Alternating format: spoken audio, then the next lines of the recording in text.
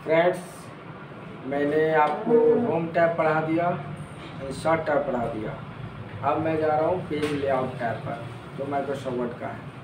आप देखिए, समझिए, कोई भी दिक्कत होती है तो कमेंट बॉक्स में कमेंट कीजिए, रिप्लाई कीजिए, दोस्तों में शेयर कीजिए और ज़्यादा से ज़्यादा सीखने की कोशिश कीजिए। सीखिएगा, दोस्तों को बताइए, शेयर कीजिए, लाइक कीजिए और ज़्यादा प्यार है तो सब्सक्राइब कीजिए।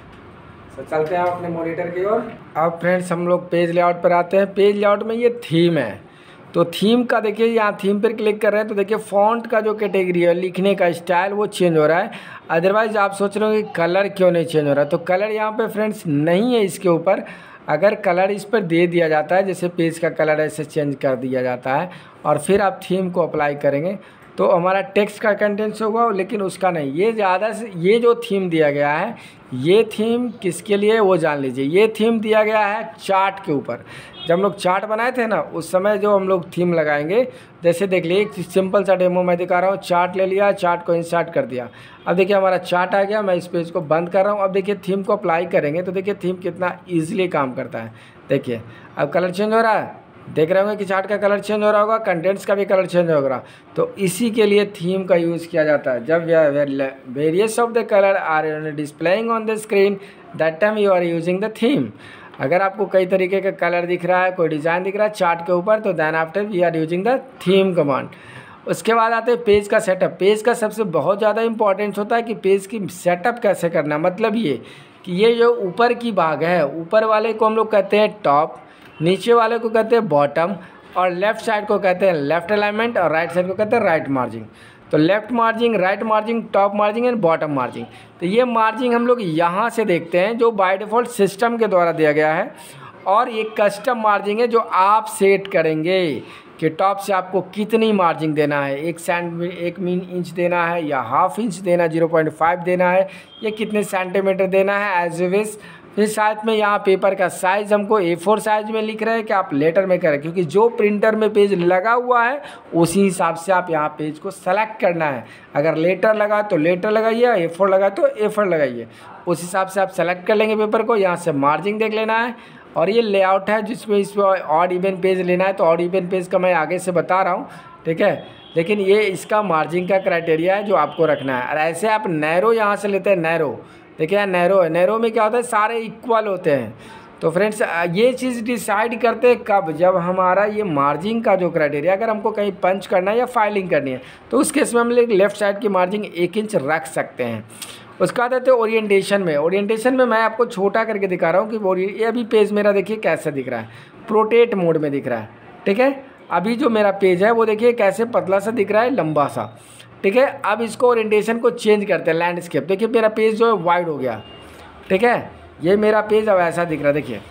अगर इसी को प्रोटेट करते तो ये लंबा दिखेगा और वाइड करेंगे तो चौड़ा दिखेगा। ये इसलिए किया जाता है क्योंकि आगे का ये साइज़ है पेज का, लेटर है, टैब्लॉइड है, लीगल है, ये कौन सा साइज़ है, तो मैंने A4 लिया है। आपको एज इज जैसा चाहिए, मैं अभी इसके पहले भी बताया था।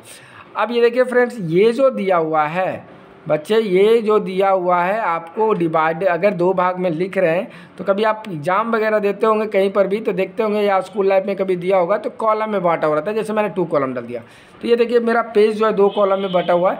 अब इसको 20 से फोल्ड करेंगे तो ये लगेगा कि 2 पेजों में प्रिंट है, लेकिन यहाँ एक ही पेज में प्रिंट है। तो ये कॉलम का डिविनेशन किया हुआ है। अगर 1 कॉलम कर दिया, जैसे यहाँ सेलेक्ट करता हूँ मैं, कॉलम में जाकर 1 कर दिया तो ये कॉलम में 1 हो गया। फिर मैंने ओरिएंटेशन में जाकर इसको प्रोटेट कर दिया, ठीक है। इस पेज को लेना है, इस पेज को लेकर मैंने प्रोटेट कर दिया, तो मेरा सारा पेज जो है वो प्रोटेट हो गया। जिसको लैंडस्केप करना है उसको हम लैंडस्केप कर दिए। अब मैं पेज को फिर मैं 100% पे आता हूँ कि कितना। अब देखिए, अब यहाँ कंटेंट्स लिखा हुआ है। अब ये जो कंटेंट्स लिखे हुए, मान लीजिए आपको किसी ने कहा कि ये जो पैराग्राफ है, जो यहाँ से मैं अभी सेलेक्ट कर रहा हूँ, ये पैराग्राफ हमको दूसरे पेज में चाहिए, यहाँ से नीचे वाले सभी के सभी दूसरे पेज में जाना है, चाहिए हमें। तो यहाँ ब्रेक में जाइए और यहाँ पेज कर दीजिए, यहाँ से ये दूसरा पेज में चला जाएगा, जहाँ से ये कर्सर था, ठीक है। जैसे यहाँ कर्सर को क्लिक कर दिए और यहाँ से जाएँ और ब्रेक पेज कर दिए, देखिए मेरा वो जहाँ से कर्सर था वो दूसरे पेज में आ गया। अब यहाँ पे फ्रेंड दूसरे पेज में तो ये आ गया लाइन ब्रेक से, और ये हमारा पेज नंबर है, कंटिन्यूअस कर दिए। यहाँ देखिए किनारे में पेज नंबर दे दिया, यहाँ जो लाइन नंबर है उसी से कंटिन्यू नन कर देंगे, पेज नंबर ख़त्म। कंटिन्यू किया, पेज नंबर आ गया। तो ये हर पेज पर, और ये है हाइफेनेशन, ऑटोमेटिक करेंगे। देखिए यहाँ पे हाइफेनेशन लगता है, जैसे आप कॉपी वगैरह में लिखते हैं तो एक ही वर्ड अगर एक जगह नहीं हटता है तो एक माइनस का साइन दे करके उसको नीचे देते हैं। जैसे ये करंट लिखा हुआ तो यहाँ देखिए CUR यहाँ हो गया और आधा लेटर रेंट यहाँ हो गया, तो ये हाइफेनेशन की वजह से हुआ। अगर नन कर देते तो देखिए ये हट जाता है, तो उसके लिए हम लोग हाइफेनेशन यूज करते हैं। सो फ्रेंड, मैंने आपको पेज लेआउट का और पेज सेटअप बता दिया है पेज लेआउट का। आप इसके आगे आप प्रैक्टिस करेंगे, ध्यान देंगे, और साथ ही में आप देख लीजिएगा। आप और चैनल को सब्सक्राइब कीजिएगा, दोस्तों में शेयर कीजिएगा और ज़्यादा से ज़्यादा इसको सीखने की कोशिश कीजिए। So thank you very much.